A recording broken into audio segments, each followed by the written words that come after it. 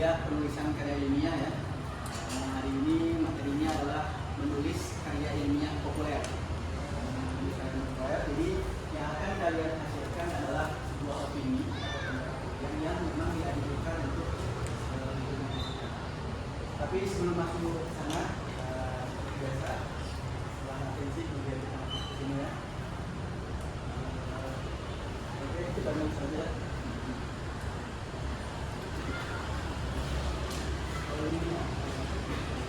Menulis artikel ilmiah populer ini ya.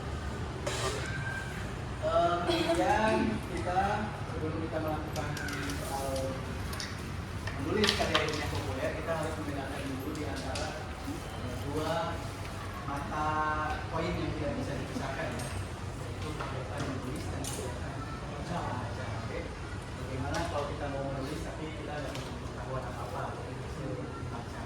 Begitu juga dengan membaca, setiap orang yang membaca biasanya juga akan hilang dari karyawan kalau dia tidak punya karya tulis. Jadi kan terlaku seperti itu. Di sini ada yang punya hobi membaca. Angkat tangan kiri 1, 2, yang angkat tangan 3, belakang berapa? 4 orang, 5 orang, 6 orang, 7 orang. Oke, 10 orang lah ya. Sekarang adalah setiap orang punya opini atau punya selera masing-masing. Ada yang suka baca fiksi, biasanya novel, cerpen dan lain sebagainya. Atau ada yang suka baca non fiksi, kayak laporan yang sifatnya faktual. Coba di pendapatnya masing-masing, siapa yang atau buku apa yang pernah ditamatkan? Dulu. Saya pernah membaca buku Fiksi apa non fiksi dulu? fiksi. Fiksi. Itu novel judulnya Fix. Dari gambaran di situ apa yang didapat? Yang didapat yang bukan masalah karena yang didapat itu berakhir dengan hubungan selanjutnya. Terus mana coba? Novel juga. Non fiksi juga berarti ya, fiksi. Judulnya apa? Merindu Baginda Nabi, karya siapa?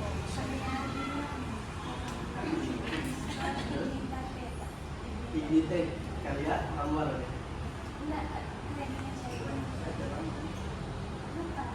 Oke. Sekarang dua contohnya dari fiksi udah ada yang suka baca non fiksi? Oh, semuanya fiksi ya. Padahal yang akan kita pelajari adalah populer, opini yang berarti harus berdasarkan kepada hal yang faktual. Tapi ini pun tidak apa-apa. Berangkat dari basic suka membaca, meskipun bacaannya adalah fiksi atau apa yang sifatnya imajinasi di dunia bayangan. Tapi dari situ kita bisa mengembangkan ke genre-genre yang lain ya. Yang orang, yang sifatnya faktual, kita non fiksi. Ada juga biografi orang kan. Biografi orang biasanya fakta, tapi ada gambaran ceritanya ya. Kalau kita bacanya. Nah, dari kegiatan membaca itu kemudian kita beralih ke kegiatan menulis. Menulis biasanya berbagai jenisnya ada kan. Kalau mahasiswa misalnya disuruh menulis makalah, tugas, artikel ya kan, sampai ke yang peneliti nanti artikel dan lain sebagainya. Ada juga yang suka nulis puisi mungkin, puisi, cerpen dan lain sebagainya. Ada yang punya portofolio karya. Ada yang katakan nulis biasa. Sudah ada ya. Itu sekarang sudah kita mulai supaya kita memantik lah kegiatan baca dan kegiatan menulis itu saling melengkapi satu sama lain. Kemudian kita ke definisi soal karya ilmiah populer gitu ya. Tulisan berisi informasi faktual dengan bahasa populer, namun memenuhi kaidah sintaksis analitis dan lebih sering bersifat subjektif. Jadi kadang-kadang ada perkembangan dari sisi kita sebagai latar belakang yang analitis, ada yang visualis, kedokteran, ada yang sosiologi, ada yang antropologi. Tergantung pemilihan tema atau topik yang dia pilih. Misalnya yang kemarin saya tugaskan itu kan kadang bikin di platform medium ya. Ada yang menulis soal uang, ada yang menulis soal cashless, kemudian ada lagi keresahan. Biasanya berangkat dari keresahan sendiri. Definisi ini tidak baku atau tidak terlalu bisa juga debatable ya, karena terkadang tidak memuat tadi sudah menulis membaca soal tenggelamnya kapal Van der Wings. Itu bisa dijadikan opini kalau kita membuat satu review buku namanya. Review buku kan kira-kira 500 sampai 1000 kata juga. Tapi jadi jadwalnya adalah Andika sebagai penulis memberikan kepada pembaca rekomendasi buku, gitu ya. Jadi memberikan sedikit gambaran apa yang saya dapat dalam 500 kata itu jadi tulisan lebih populer supaya orang lain punya rasa ingin tahu untuk membaca buku yang sebenarnya. Kayak gitu kan, seperti itu. Jadi misalnya kalau resensi kan dinyatakannya sebuah pertemuan tamat. Nah kalau review dia menjelaskan tapi seakan-akan mengajak pembaca untuk membaca buku aslinya. Bukan kayak gitu ya, itu sebelumnya. Kemudian berikutnya adalah kita harus bisa membedakan, menentukan persamaan pasti ya, membedakan antara artikel ilmiah yang biasa yang berkaitan dengan artikel ilmiah populer. Yang pertama, artikel ilmiah itu mencakup buku dan contoh-contoh itu artikel jurnal, penelitian dan penelitian. Kemudian artikel ilmiah juga sangat ketat dalam aturan dan kesesuaian dengan normatif dan karya pasti ada pedomannya. Yang kemarin dari katanya artikel pasti ada template-nya kan, ada gaya skripturnya, ada gaya citasinya. Ini sangat ketat banget ya. Kemudian menggunakan sistematika penulisan dan pembahasan yang bersifat dalam ini harus menyerai kata belakangnya pada menggunakan segitiga atau segitiga kembali. Tadi saya general atau spesifik atau spesifik ya, nah itu metode, isi sampai ke situ. Karena objektif dan hampir membedakan subjektivitas. Ini yang objektif apa adanya. Ini menurut saya lebih identik kepada penulisan yang sifatnya natural. Kalau penemuan di alamnya A ya A, kalau kita pada dua ya dua, dan mungkin 2,5 dan mungkin 1,5. Ini benar-benar objektif dan kita tidak punya pendapat terhadap penemuan penelitian di situ. Ya. Sedangkan di mereka nanti ada sisi subjektivitas. Jenisnya juga dalam bentuk tulisan yang panjang. Kalau dunia populer kan lebih singkat ya. Sedangkan di ilmiah populer bukan buku belum kalau ini paling bukan singkat saja. Kemudian longgar, tidak ketat dan fleksibel, menggunakan gaya jurnalistik. Itu berarti kadang-kadang tidak memenuhi aturan baku, tidak begitu formal, tapi orang itu memahami itu adalah sebabnya atau membangun komunikasi juga dengan bahasa-bahasa yang populer. Bahasa populer seperti yang saya katakan kemarin kan, mengikuti gaya perkembangan zaman. Kalau kita menyebarkan daring, itu kan bagian dari online. Tapi kita harus tahu kepanjangannya apa. Perkembangan bahasa populer dari turing, ATM kan, banyak istilah yang ada di situ. Perlu juga kita tahu soal literasi perkembangan bahasa populer. Kemudian sistematika penulisannya lebih cenderung bebas, tetapi rapi dan tertib. Ini karena benar-benar singkat kan. Jadi bagaimana cara singkat. Opini berarti bisa lebih sering mungkin objektif juga.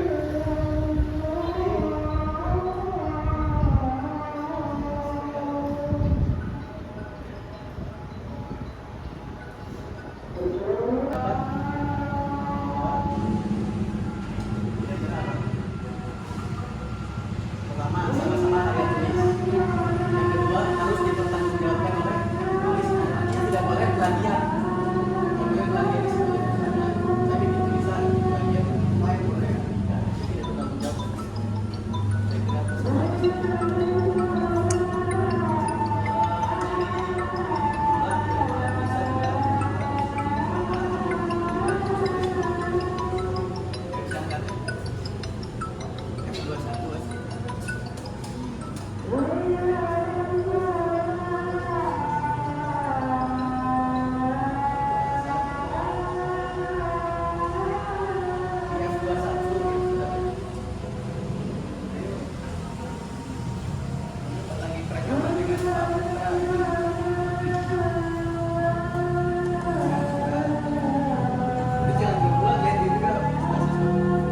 Oke, next.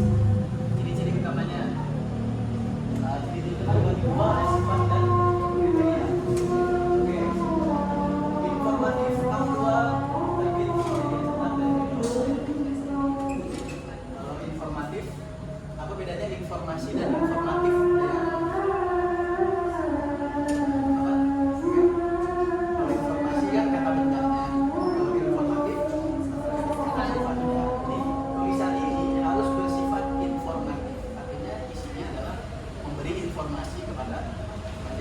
ya.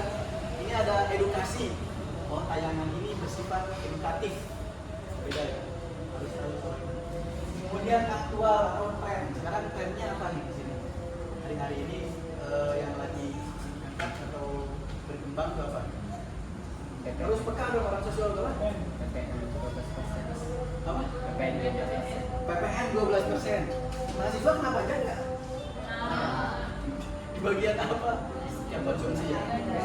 Belanja itu naik. Biasanya kan hanya 0,9% pada apa sekarang jadi 12%. Setiap kita belanja di minimarket itu pasti naik. Yang kedua adalah efek buruk dari itu juga harga rupiah secara ekonomi turun. Kemarin masih 15.000 dalam dolar ya, sekarang sudah 16.000. Nah ini bagus. Coba kalau dari kalian siapa yang ada tarik ke sosiologi ekonomi, silakan buat tulisan opini soal itu. Kemudian dari situ pakai teori apalah yang kalian pahami gitu kan. Kemudian mengajak gitu supaya masyarakat memberi komentar, memberi masukan ke penentu kebijakan. Artinya Kementerian Keuangan atau di Sumatera ini KPPN.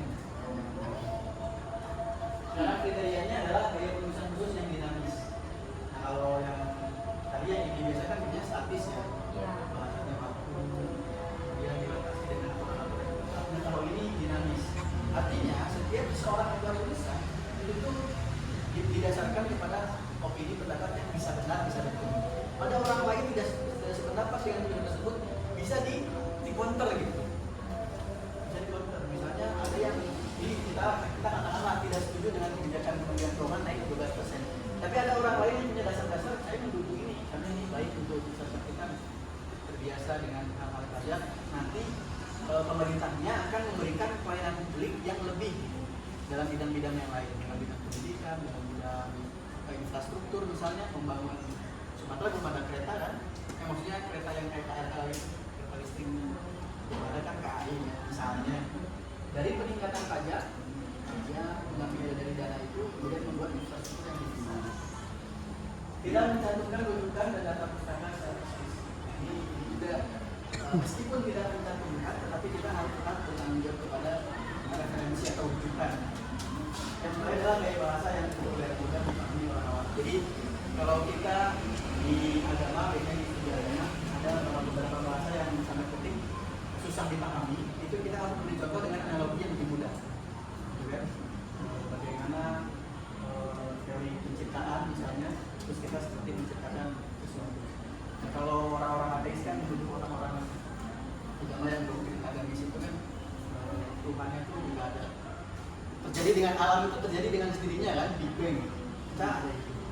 Kemudian dianalogikan oleh orang-orang yang punya pendidikan yang bagus, tapi dia mengimani sebuah kepercayaan itu. Itu coba kita tunggu bagaimana si pohon ini berubah menjadi meja gitu kan, tanpa ada kreator gitu, tanpa ada penciptanya. Itu nggak mungkin juga. Jadi menggunakan sesuatu yang besar, tapi analoginya diturunin ke yang lebih kecil gitu kan. Bagaimana sebuah pohon menjadi meja, menjadi kursi kan. Itu kan termasuk memberi pemahaman yang mudah dipahami oleh orang awam kan. Kalau kita ngomong semesta, Big Bang itu orang fisika doang yang tahu gitu kan, orang awam nggak semua. Tapi kalau meja dan kursi sampai pohon kan bisa dijangkau. Nah ini strukturnya. Strukturnya itu terdiri dari 1, 2, 3, 4. 4-nya judul, tanda keluar, isi inti. Judulnya saya bilang ini bangun ya.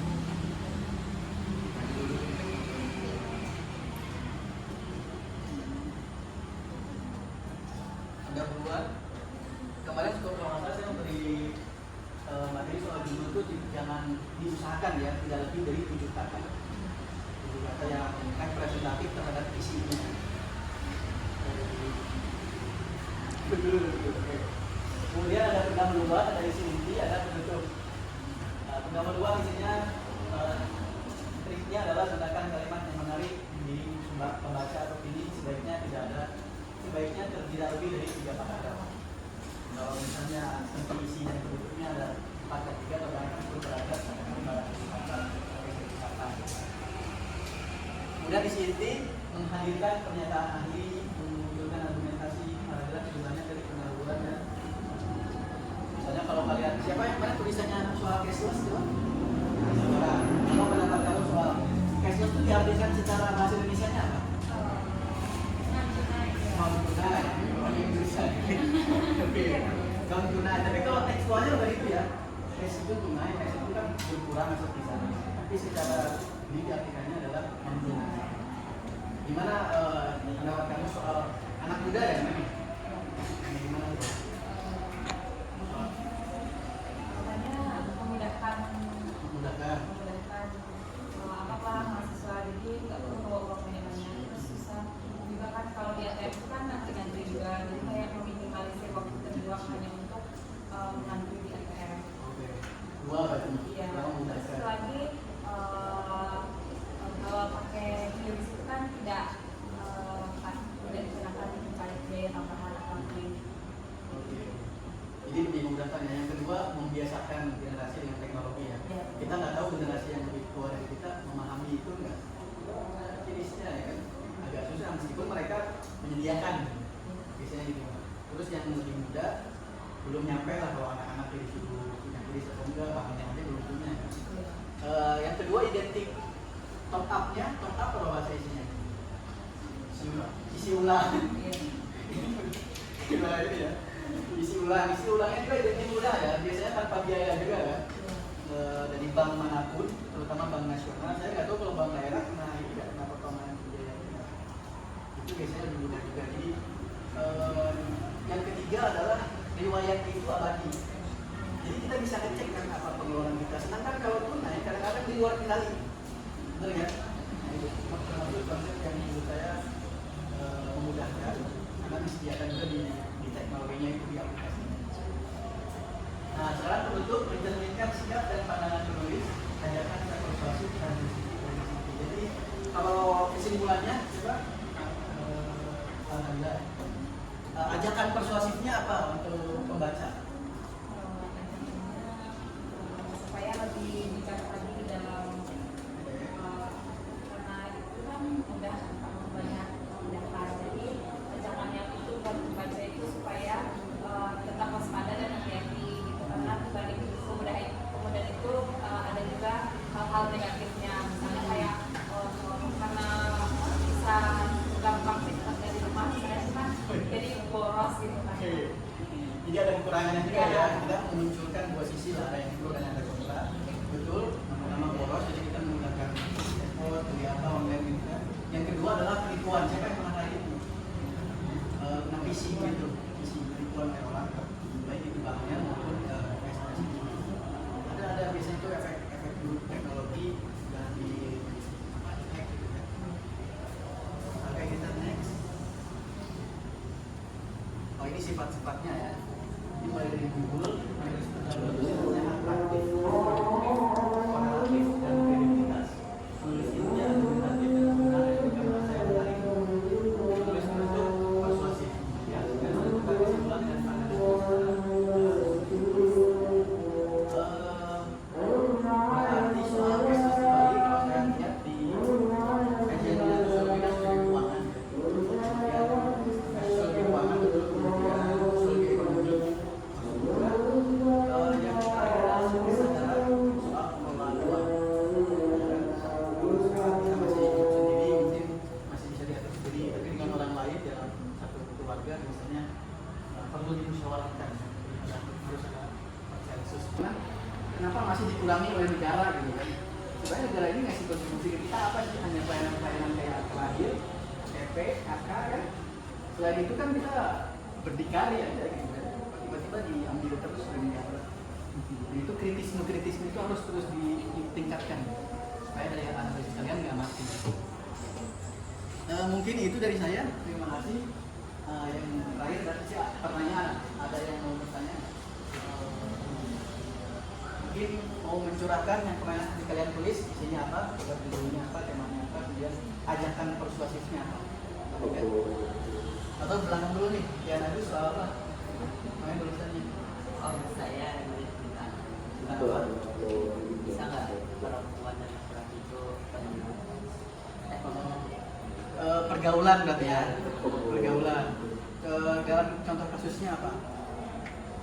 kan biasanya itu Pak banyak tuh cewek kalau temenan tuh pasti salah satunya pasti ada yang berbau perasaan gitu Iya, ya. fenomena kayak bisa nggak sih cewek model tuh temenan gitu tapi nggak melibatkan perasaannya sama sekali. Nah, kalau di sosiologi berarti ada budaya populer kalau nggak salah ya. Ada Nah, pakai cara pandang seperti itu bisa ya kita masuk. Terus kira-kira yang ditemukannya apa dan kamu mengajak masyarakat membacanya apa? Mengajak supaya apa? Ya, kalau ini supaya menggunakan hati-hati, sadar keuangan, bijak keuangan. ya itu tadi cuma disifat kayak orang tahu gitu kalau temenan sama cewek tuh cewek sama cewek tuh beneran ada nggak terbawa perasaan nanti sifat nggak terlalu Jadi lebih kepada normalisasi pergaulan aja ya. Laki-laki dengan laki-laki normal, perempuan normal. Laki-laki perempuan juga normal. Bahkan sekarang tanda kutip ya, tren yang agak berkembang adalah LGBT. ya. Makanya harus kita curigai laki-laki dengan laki-laki nih berdua ngapain? Perempuan ngapain kan? Kenapa? Itu kan itu yang next levelnya kan. Bahkan budaya yang dia komentari adalah laki-laki perempuan yang dinormalisasi. Kalau memang kepentingan dan urusannya menjadi begitu. Oke, sisi sebelah sini ada yang mau berapa? Kayak tulisannya soal ini kamu. Kan tulisannya apa? Kalau kemarin tuh di media itu saya tulis tentang FOMO. FOMO. Apa sih? Gimana namanya? Kayak orang-orang itu Kan FOMO itu follow fear of missing fear of out. missing out. Oh, yang ikut-ikutan itu apa ya? Fear of missing out. Dia apa persuasif ajakan dari ikut-ikutan kamu? Kayak tidak perlu mengikuti segala hal yang terjadi dari terus tetap aja mengikuti sama hal yang kita percayai yang kita suka itu. Misalnya sekarang lagi trennya di TikTok ya, contoh yang joget-joget itu. Apakah orang itu harus ikut tren tersebut? Dan jawabannya enggak kan? Jadi kita menggunakan teori FOMO itu kita mengkritisi, tidak perlu semua orang itu FOMO dan kita bisa menjadi diri kita sendiri tanpa ikut tren ya, tanpa ikut tren. Jadi memang tren itu bisa kita sikapinya adalah pro, berarti kita ikut membahas, tahu kontra, kita mengkritisi itu supaya tidak. Yang belakang mau? Soal apa tren tulisannya?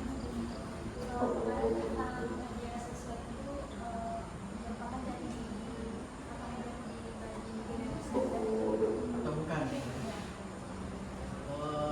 Ini fenomenanya apa? Bikin second akun atau apa?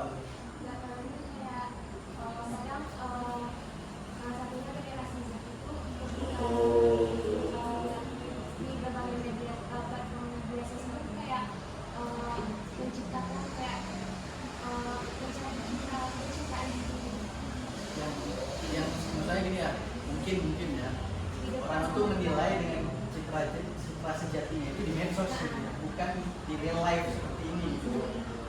Itu dikritisi kembali gitu. Jangan-jangan medsos dengan hidup pribadinya nggak sesuai, malah dia hidup biasa aja. Tapi di sini kayak glamor. Nah, kalau di sini yang sederhana, di sininya padahal malas. Oke, dari beberapa diskusi dan teman-teman yang tadi sifatnya udah menuangkan pemikiran gitu ya, tulisannya apa aja kan. Tiga mau berpendapat, main tulisannya soal apa?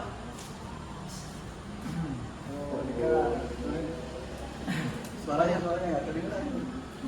Kalau untuk tren pendidikan mungkin yang terkait dengan masalah yang disebutkan Karakter ya. karakter yang si pemberi bantuan pada si tukang jual.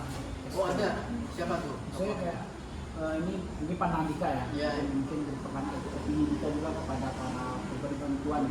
Mungkin ya sekarang kalau untuk pemberi bantuan memang udah skalanya udah berlebih ya, udah kayak expert gitu ngasih bantuan, sedangkan ada juga yang orang-orang yang mungkin perlu dibantu juga gitu. Sehingga yang perlu opini Dika nggak harus orang yang penjual ST karena viral tuh jadi pengen disorot di kamera lagi gitu. Kalau bisa juga diarahkan juga bantuan ke yang lain. Berarti apa? Pemerataan sosial ya. Fenomenanya adalah donaturnya disebut filantropis, tapi dia hanya memberi kepada orang yang viral aja. Iya, Tukang ST aja. Padahal ada tukang ST yang lain atau fenomena orang yang membutuhkan yang lain tidak disamaratakan.